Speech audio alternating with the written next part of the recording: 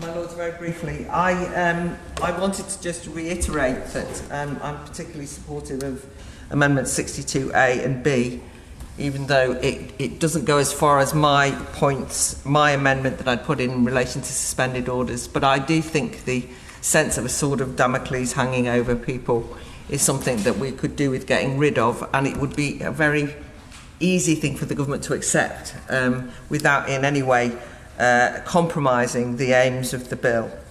I only, in relation to the other amendments, which I broadly support, wanted to just emphasise something that I keep thinking as I read the bill and have sat through committee, that so many aspects of the bill can create an atmosphere of fear and uncertainty and, paranoia even sometimes about what's going on if there's a sense of secrecy. And I think that this really could be alleviated with the opening up of human communication to explain reasoning. These are difficult situations. We're talking in some instances about people who have committed wrongdoing of some sort.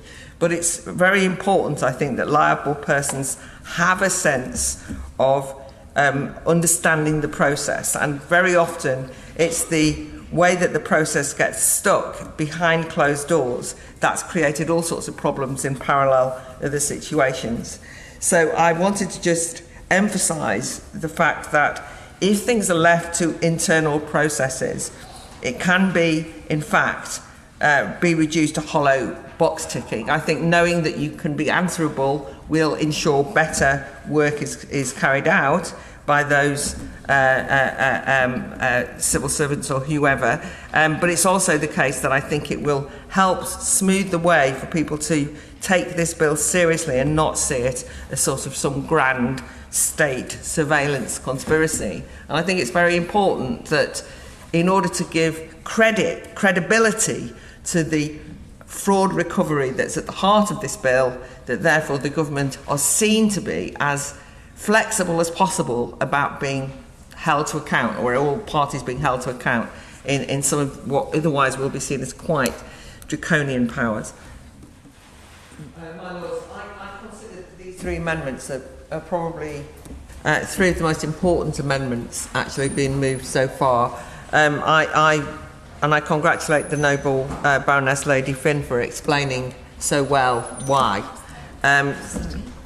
They reflect a number of other concerns. It's not as though we haven't heard these before, but I think it just articulates well the sense of responsibility that we should all have in this room as we scrutinise this bill in terms of the enormous amount of power that's been given to the state via this piece of legislation, and why the importance of ministerial and parliamentary oversight cannot be in any way neglected. It's an astounding amount of power has been created in the name of tackling fraud. I sometimes think is disproportionate. Regardless of that, one would be much more reassured if there was at least knowledge that this was always done in and answerable to the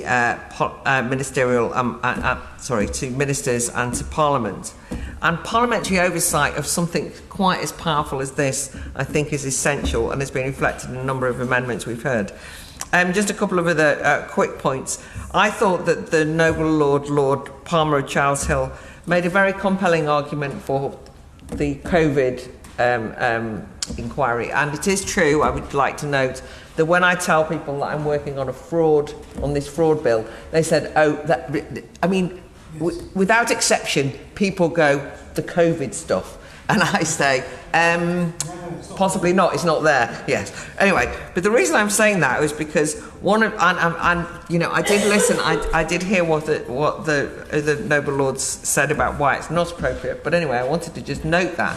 One of the things that we know that did happen during that period, and of course it was an extraordinary period for all the reasons that have been explained, was that it's become almost impossible to work out who said what to who and who did what to who. In other words, there is very little in the way of tracing accountability and being clear about ministerial sign-off.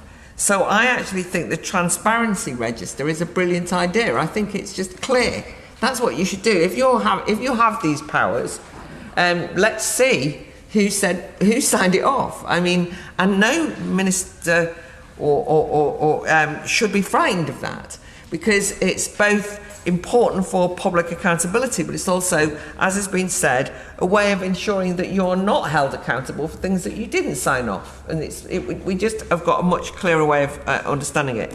Just on the final 68C, I'm rather bemused by this. I've read in quite a lot of background reading to this the crisis of people who are very sceptical about this bill, who are worried that there are not people who are suitably qualified to see through its powers. So I think this seems sensible to me, the way that it's been posed to us. I do actually think that it's ironic, because there's a bit of an argument going on for those people who've been following the schools bill about whether everybody that stands in front of a group of pupils needs to be qualified or not. I'm of the opinion that not always is the answer to that, and we shouldn't be too rigid because of the nature of teaching. As somebody who used to be a teacher for many years, I was qualified, but that didn't necessarily guarantee that I was a brilliant teacher, etc., etc. So I know that qualifications doesn't necessarily guarantee anything. But in an instance like this, it seems absolutely right that the people entrusted to carry out these powers do have the appropriate qualifications in relation to what are complicated, complex financial matters. And I therefore support all three amendments, and I think they happen to be very important. My Lords, part of the unusual alliance, I actually think it's a good time to just reflect where we are in the bill, which is we're now talking about powers targeted at recipients of universal credit, employment and support allowance, pension credit, and relevant accounts that can be flagged to the government include any account which any specified relevant benefit is to which any specified relevant benefit is paid. And that's approximately 9.4 million people who are in receipt of a benefit currently specified by the bill, 1 in 8 people in the UK. And this risks already creating a two-tier society in and of itself, in which certain groups are subjected to intrusive financial monitoring by the state, while others are not.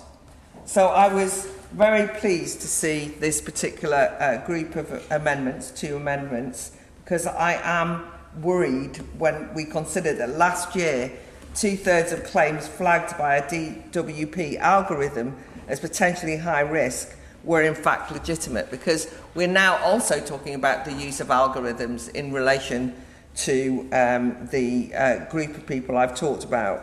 And so I am happy to support Lord Vox and Baroness Bennett of Manor Castle in terms of 75A and 79A.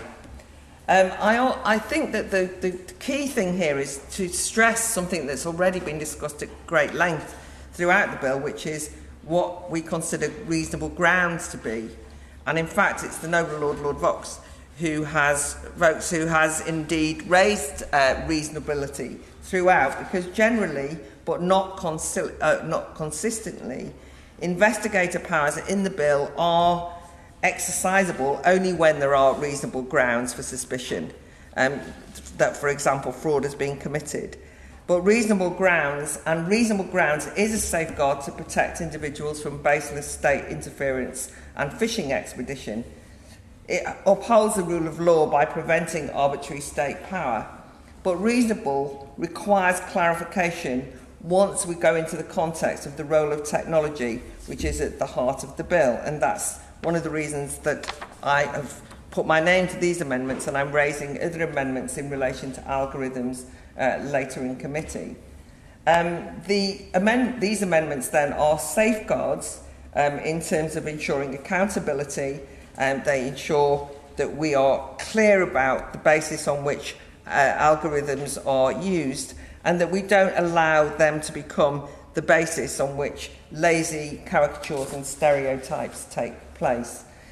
The examples have been given by the other speakers on this group, but I just wanted to anticipate that it's possible that the government might well cite the Equality Act as a guard against such discrimination. But I think it's important to note that the Equality Act, which whilst it does lots of very good things, is not going to help us here necessarily, because not all prejudice is reducible to protected characteristics.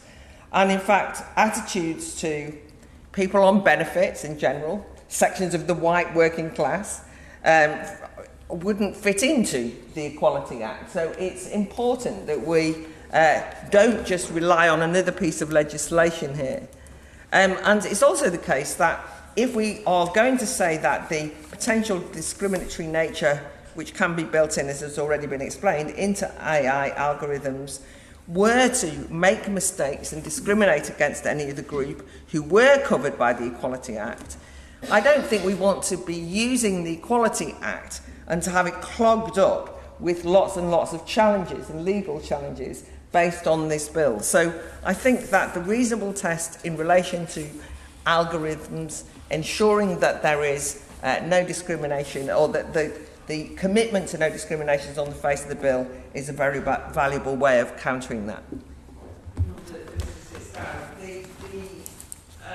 It's very reassuring, of course, to hear the Minister absolutely correctly insist that individual officers will not use who they choose to discriminate against. I mean, in my mind, when I supported this, I wasn't thinking that the officers of the state would be wandering around with their own prejudices and saying, nick them or investigate them necessarily. I would want to imagine that that would not be the case. But I think that what we're talking about here is, and it's because of the use of technology is so profoundly important to what the government want to do, that we're talking about the latent biases in the training data. I mean, the connections made between data points are notoriously inaccurate and can be arbitrary, and so we're seeking some reassurance here, and I will come back on in another group on this. But in relation to the accuracy and inaccuracy of algorithms, as I said, last year 2/3 of the claims flagged by the DWP algorithm as high risk were legitimate in the end. So it is not the case that this is a foolproof method, and so consequently I think I'm not entirely convinced or satisfied that the noble Baroness, the Minister, has answered quite what the concerns were, well, certainly that I was raising. So sorry to have disappointed the noble lady, but I will be writing to all members to answer the questions as outlined. My Lords, I'm sorry to the